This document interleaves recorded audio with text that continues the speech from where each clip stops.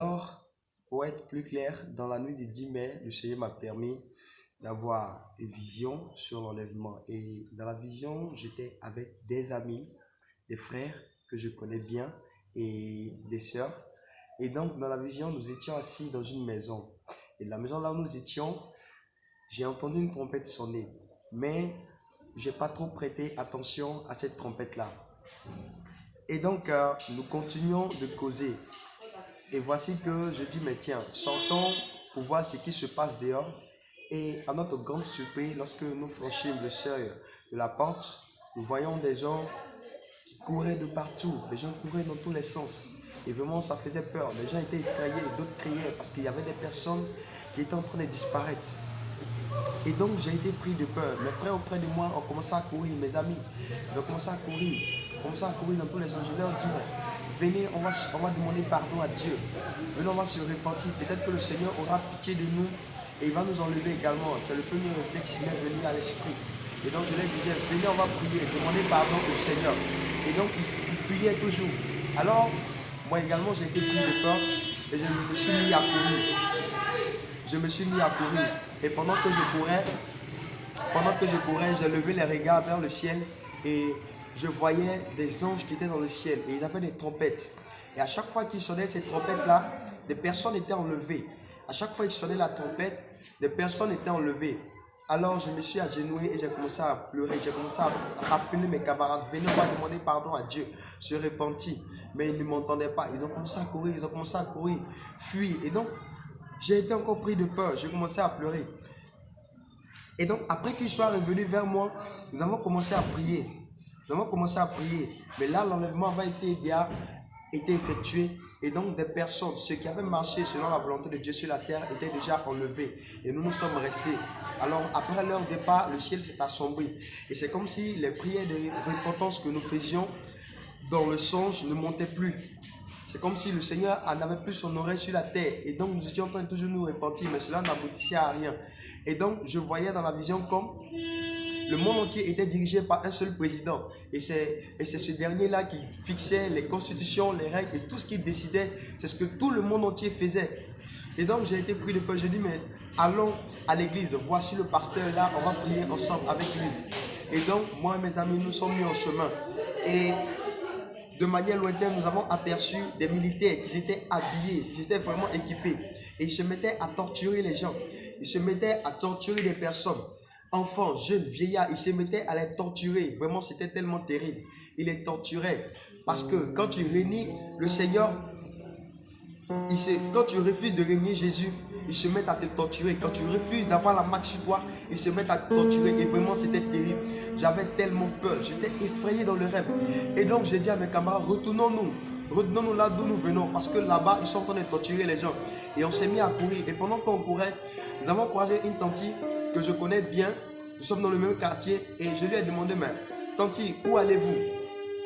Elle dit qu'elle va au supermarché. Je lui ai dit, mais tiens, l'enlèvement a déjà eu lieu. Nous nous sommes restés. On cherche à se repentir et toi tu dis que tu vas au marché. Mais tante, alors on va prier pour demander pardon à Dieu. Et elle m'a répondu carrément qu'elle allait faire ses achats au supermarché, qu'elle n'avait plus rien à manger. Je lui ai dit, mais tante, on dit que si tu n'as pas la marque sur toi, sur ta main ou sur le front, tu ne peux rien acheter ni vendre. Et elle m'a montré sa main, elle avait la marque sur elle. Alors j'ai été pris de peur et je me suis remis à courir avec mes amis. Et nous avons couru. Et à mi-chemin, il y a un parmi nous qui dit, mais pourquoi le Seigneur peut nous faire ça?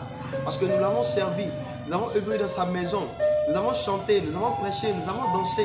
C'est pour dire que frères et sœurs, quel que soit le travail que tu fais dans la maison de Dieu, quel que soit ton titre dans la maison de Dieu, si tu n'es pas en règle avec la parole de Dieu, tu vas hériter l'enfer. Et donc il disait que malgré tout ce que nous avons fait dans la maison de Dieu, c'est notre récompense qui est là. Mais pourquoi le Seigneur peut nous faire ça? Et ce frère-là a décidé de se donner la mort. Alors il a pris un couteau et il a commencé à se poignarder. Mais il ne mourrait pas.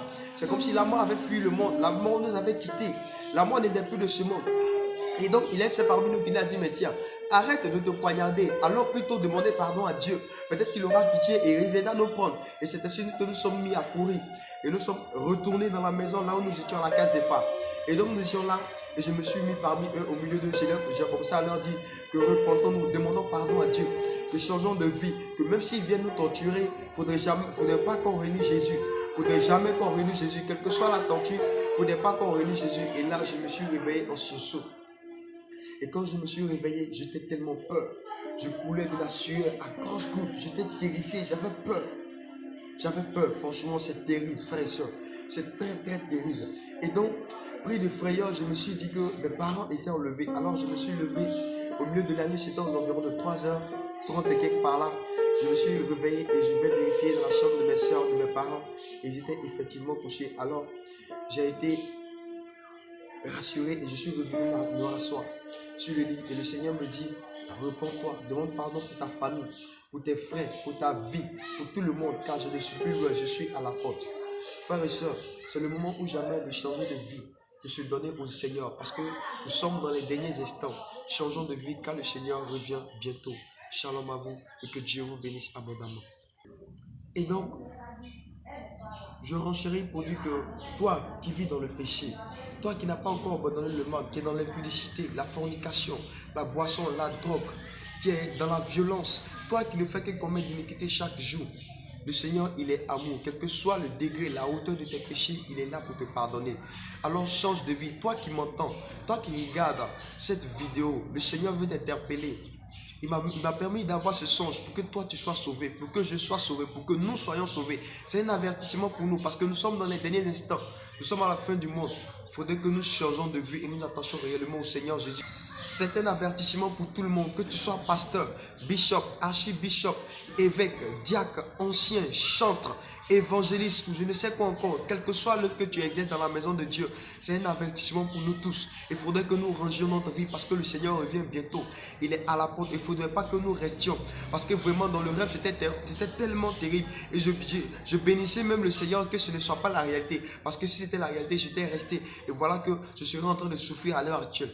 Et donc, c'est maintenant ou jamais de se donner à Jésus. Toi qui n'as pas encore accepté le Seigneur Jésus en tant que Seigneur et Sauveur, c'est le moment ou jamais de te donner à lui. Parce qu'il veut que nous soyons sauvés. Et le diable aussi est déchaîné. Le diable va vouloir nous détourner. Le diable va vouloir nous enlever, nous éloigner de la voie du Seigneur. Maintenant, bon, relevons-nous, attachons-nous au Seigneur Jésus. Attachons-nous, consacrons-nous, donnons-nous au Seigneur. De tout notre cœur. Parce qu'il a un plan merveilleux pour nous. Que Dieu nous bénisse abondamment.